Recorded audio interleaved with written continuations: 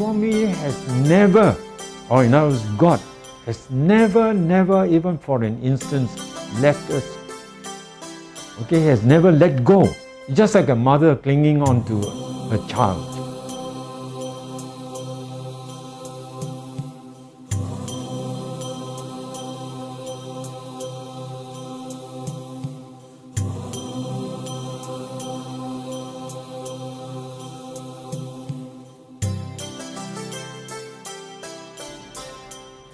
Sarang, Brother Lee, welcome to Baba and I program.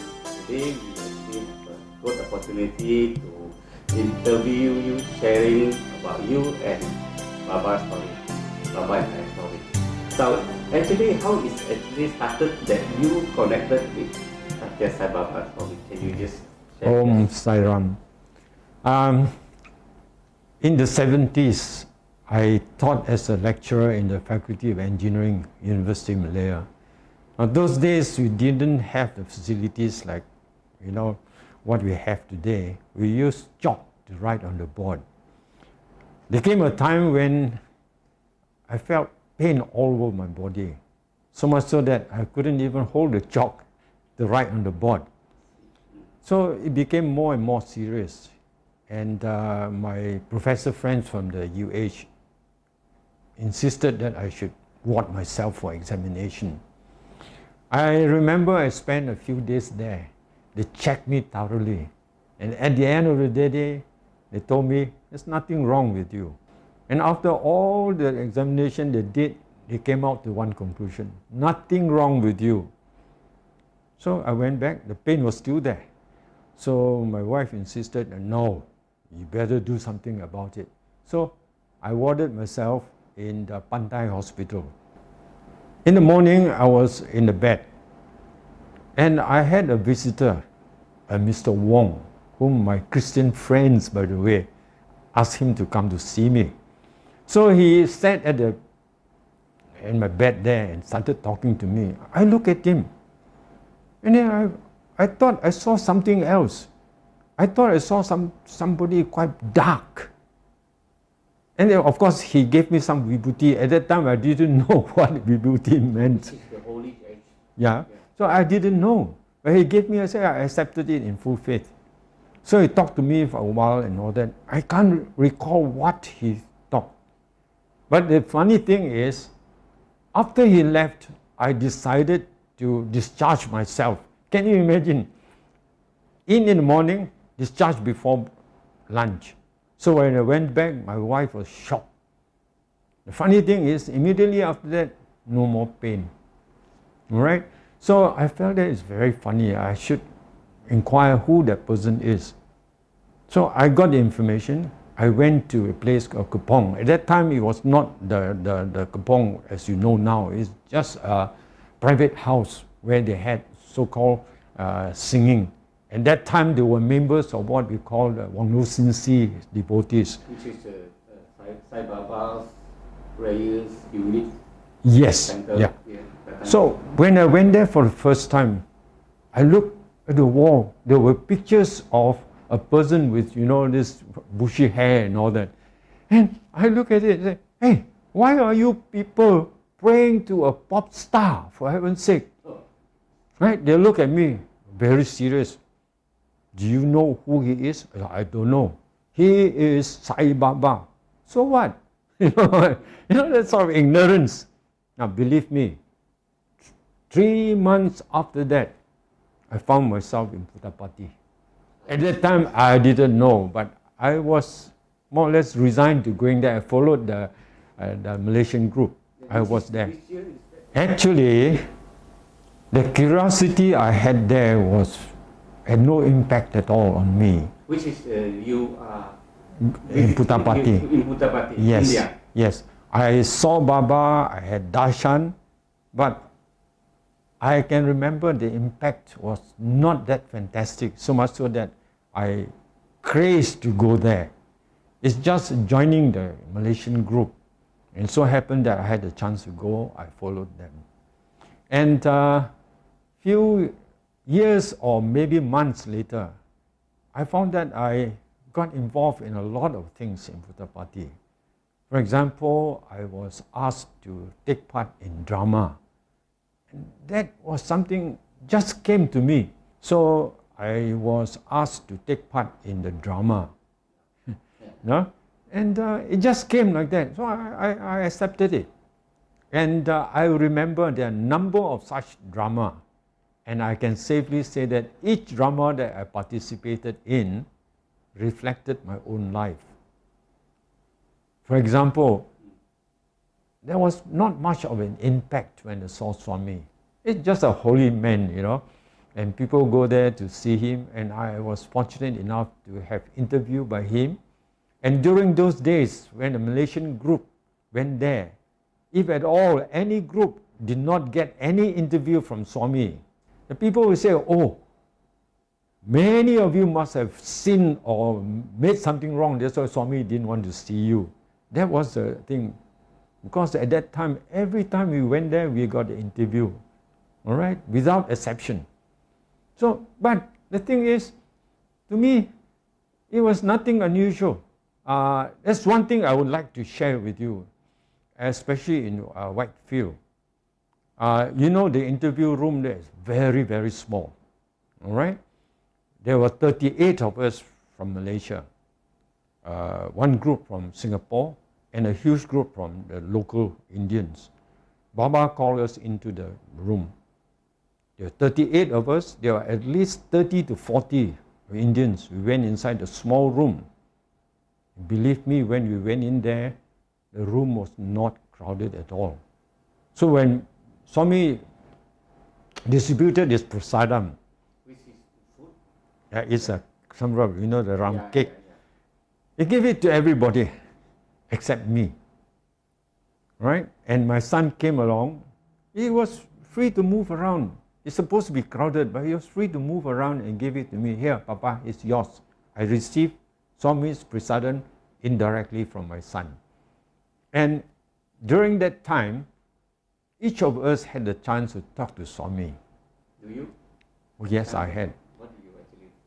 I can't remember. Okay, it's obviously something pertaining to how I felt, how I should behave myself and so on, but I can't remember those things. But my point is, each of us had a chance to talk to Swami. Now, assuming that each of us has half a minute talking and receiving. There are 60 of us there, remember. So after the interview, we went out. Now, this is what I noticed. The group outside from Singapore look at me and say, hey, why your interview so short? Only 5 minutes.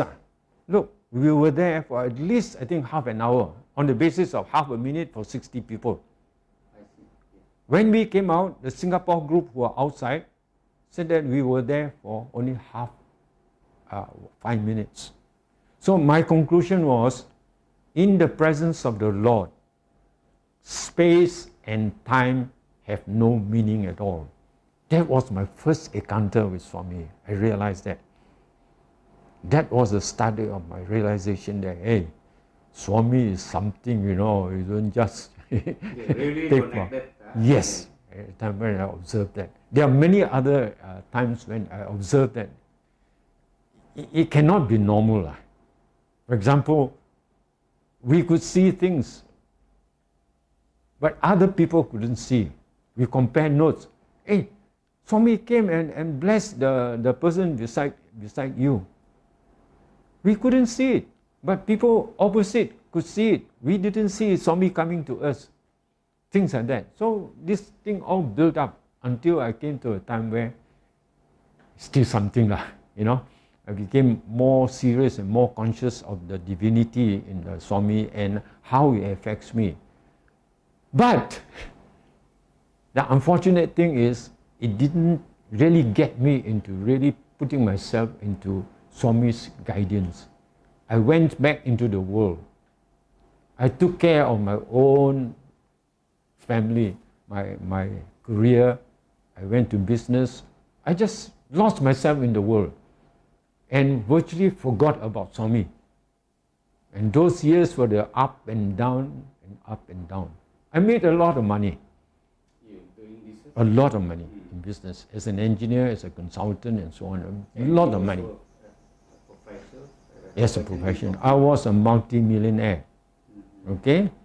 But there was only money. My life just went ding dong, ding dong, ding dong. I had a good family, but that was it. So it came a time when I realized that it is not the outside world that counts. By that time I was already virtually down and out. From a multimillionaire to a time where right now I'm facing the situation where I have to worry about what I will have next month, whether I have enough money to survive or not, down to that stage. And in terms of people who look up to me, they are all disappearing. Okay? So these are the things that I experience, the up and down in the outside world. And lately, the last few years, I realized that age is catching up with me, right? And I still had time, opportunity to make back the money so that I can still survive and be back to the normal routine. I made this decision. I will work very hard to get what I want. Believe me, for many years, I tried my best. I did everything possible. I got all my connections. I had a lot of connections overseas and so on, a lot of business opportunities, but it came to nothing after so many years. Then something made me realize, hey, what you want may not be good for you.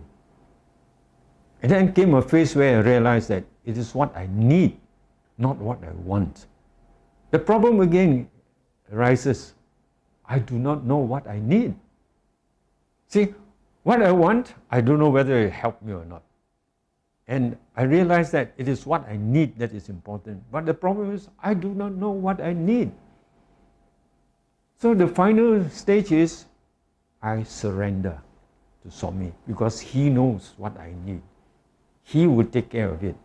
And recently I came across a very, very powerful statement that Swami makes. And I'll say this, right? Once we have surrendered our mind to God completely, He will take care of us in every way.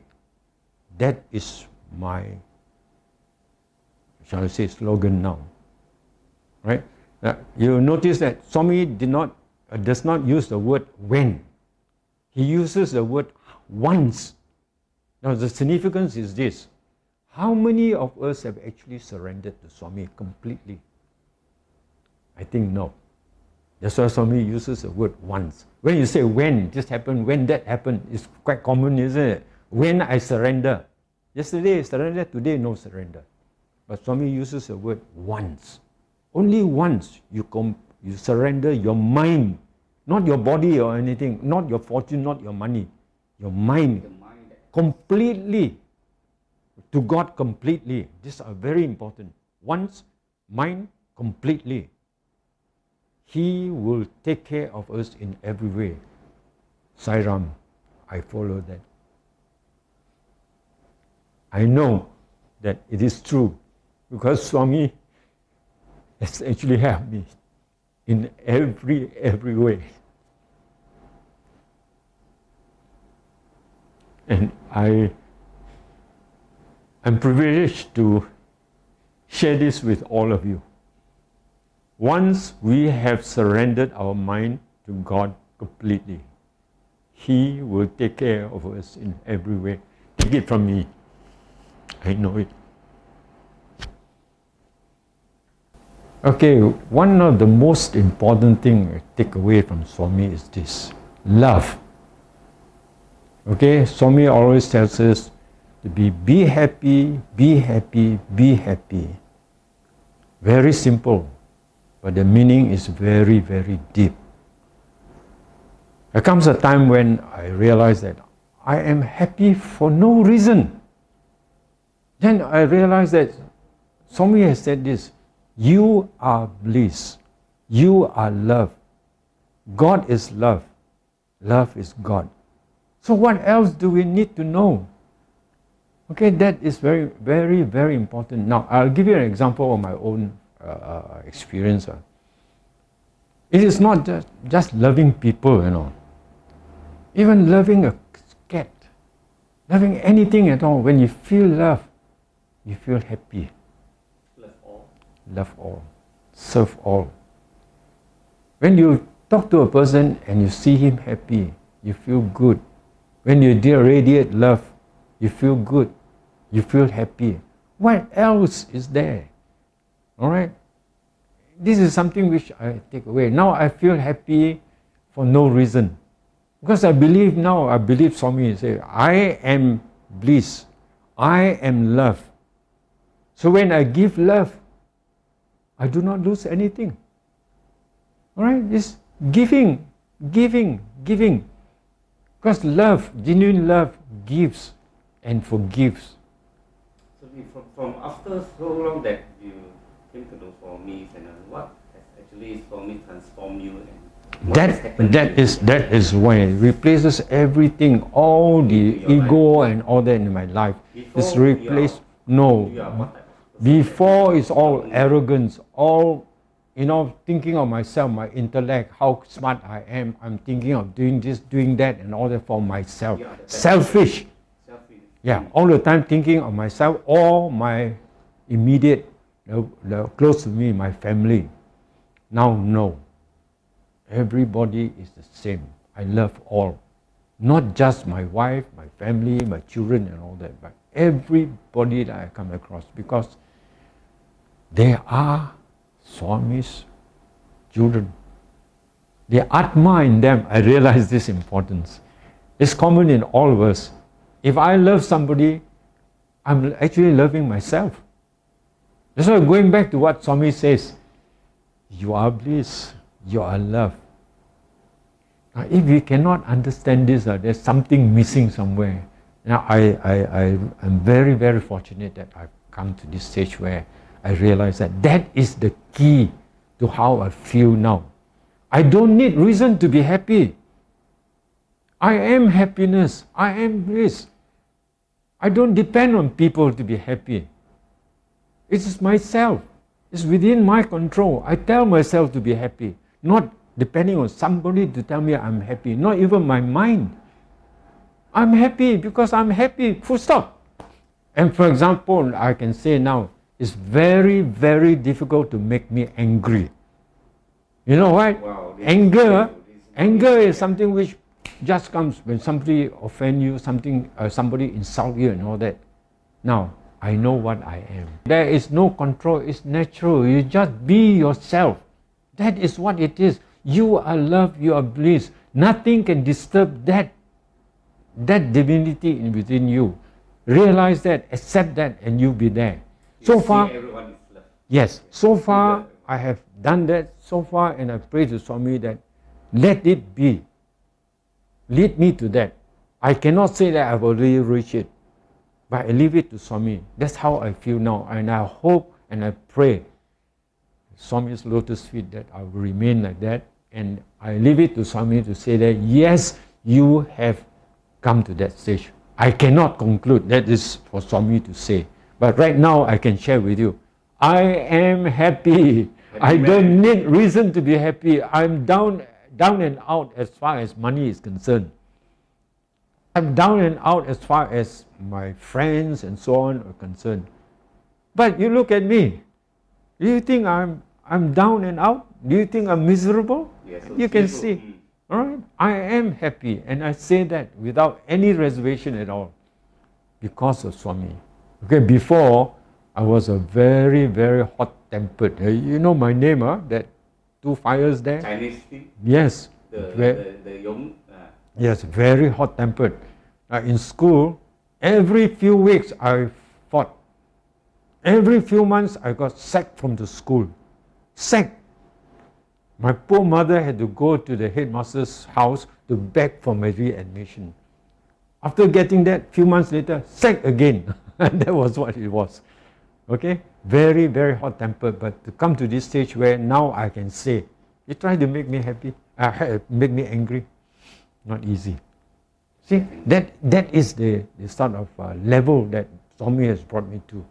From a very rough and to a situation where I can feel happy with myself. Yes. Yes. Why ma kusi kawa? Cho lang visai chao sim. Cho lang visai tham sim. Cho lang te yao kin u liang sim. My mother taught me this. To be a good person, you must not be evil. You must not be greedy. But very important, you must have compassion, without which you cannot be a person that can be considered good. Who is Sai Baba for you? Wow, that is a very, very profound question, which in honesty I wouldn't be able to answer correctly maybe a few months ago or maybe a few years ago. But right now, I feel I can give a reasonable answer. See, God is almighty and He is always formless. He's everywhere. To me, Sathya Sai Baba has taken a form. He's now manifested in a form to be with us, to guide us, so that we can relate with Him, because we see Him as a person, so it's easier for us to relate. Most of us cannot relate to a formless identity. So Swami has done that. And coupled with what I have learned and the inner transformation that I have got, I accept Sathya Sai Baba as God in manifested form. To me, I consider myself very, very, very fortunate to be born in such a time that I have the chance to meet Him. In other words, to me, it's like meeting God. Of course, at that time I didn't realize it. But now, although He's gone, He's still with me. His physical body is gone. Yes, He's still with me. What is your feeling? My feeling is, it's all the time with me. And I would like to share that. This is very important to me. Swami has never, or in other words, God has never, even for an instance, left us. Okay, He has never let go. It's just like a mother clinging on to her child. A mother's place is the best place for the child. Protection and all that, with love and all that. Similarly, Swami has held on to us all the time. But it is our crazy mind that makes us think that we have got out of His arm and gone into the crazy world and suffer there. And then our crazy mind tells us, okay, enough already, we go back to Him. No. That's what Swami says. You have never left my arm. And I think the sooner we realize that, the better. How nice. I mean, all the time you feel that, oh, Swami is holding us, is loving us and all that. Don't you think it's better that way, rather than to think that we have ventured away from His arm and then go through all the color, all the ups and downs? I mean, if I can use an example, if you have been a scuba diver, you will understand what I'm talking about. When you go down into the water there, you feel that everything is magnificent, the power of there, everything comes to a stop, and you feel great. The waves may be up there. It's just equivalent to our crazy world, all the ups and downs. But down there, it's all calm. That is what it is. When we are with God, when we feel that God is with us, that is exactly how I feel. It's similar like this example I can give. That fantastic feeling of being taken care of, nothing can go wrong, it's all constant, nothing changes and all that. Unlike the outside world, things keep on changing. Wow, it's like the wave in the ocean. We are not the waves. we are the ocean, if you can remember that. And Swami is Sai Ram. Thanks for